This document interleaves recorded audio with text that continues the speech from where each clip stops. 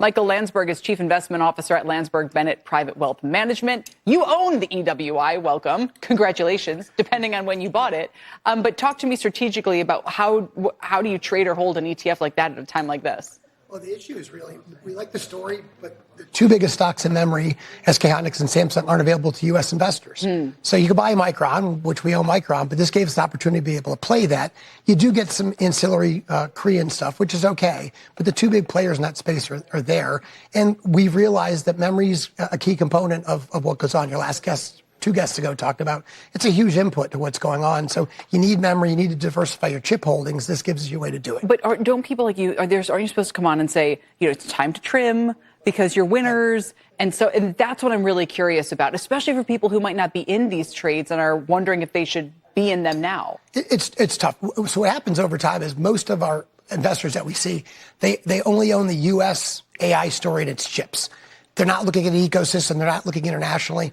In fact, actually, 37% of the data centers in the world are U.S. That means 63% are not in the U.S. So we do need to play this from just not the U.S. story. This gives you exposure. We're never going to have, and clients are never going to have more international than they have U.S., but this gives you some exposure. I think it's the right time still, even though it's run, to look to, maybe take profits in the U.S. AI profit sector and then move over. What it has run. In fact, it's been the EWY is up 236%. It's a sprint. In 12 months. That's not, exactly. That's the Usain Bolt of ETFs when it comes to running.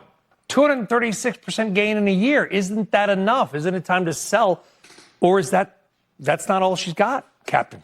Longer term, it's not all she's got. Yeah, I think you could look for some opportunities to get in because, again, it's a momentum trade to some extent.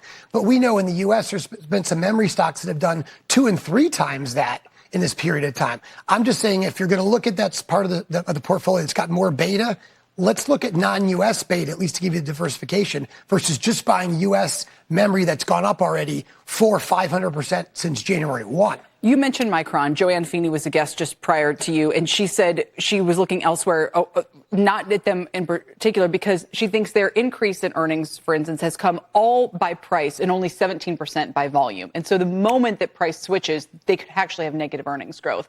As a shareholder, do you have a comment on that? Is it just a question of when, or I'm just curious what you think of that? No, I don't disagree with that. I think it is a question of when. Right now, you can't get enough chips.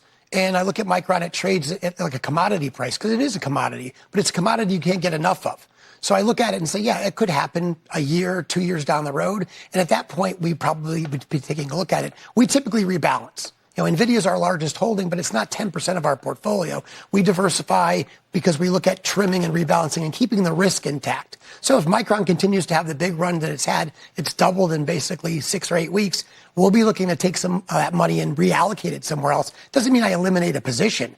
I want to stick with winners a long time. We first bought NVIDIA in 2019. We didn't know anything about AI. It was the GPUs, and it was in video games. Right. And it's done really, really well because we stayed with it. We didn't set a price target and said, if it goes up, we're going to ride it until it's not going to work anymore. And Micron's the same story. We'll do some trimming, and at some point, prices will come down, but I'm hoping it's a double from there. We also talked about with our previous guests just that the financials haven't really done much. They haven't really performed well. You got these IPOs. All right, you got the parent companies of Dunkin' Donuts, Buffalo Wild Wings, Cerebras, which is super red hot. Their IPO target just got raised.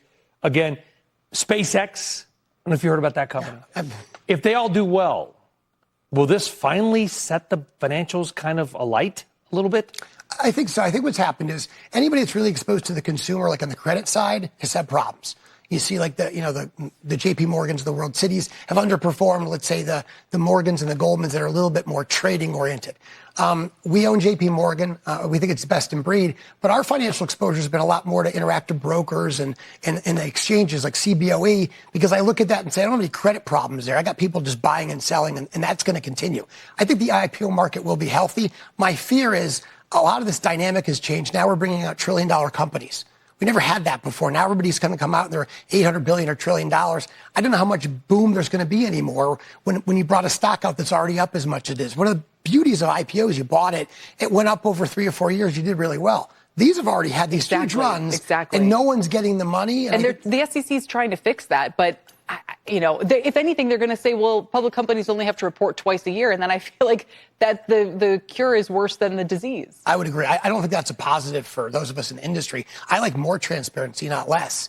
I think, there's less requirements. It doesn't cost you as much to do all the reporting, but we as investors don't know what's going on. Mm-hmm. I'd rather have that more information to make a smart decision versus. I think they should require private companies to report more and therefore lower the kind of the jump, and give people more information. If all of these retail investors are going to be in private markets now, then they should get as much information on those holdings as we do on publicly traded. Or they shouldn't be in there. It's one of the two things. Yeah. Either give us enough information to make good decisions, or don't let people in there just because we want to generate big fees in the private asset space. Exactly.